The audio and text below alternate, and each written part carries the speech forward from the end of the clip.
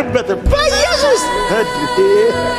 ሰው በዘመዱ አያፍርም፣ በጓደኛው በትምህርት ደረጃው አያፍርም በኢየሱስ። ከምንም ነገር ጋር ላነጻጽረው አልችልም። ኢየሱስ አንደኛ አይደለም። ለአይነት ራሱ አንድ ነው ያለው።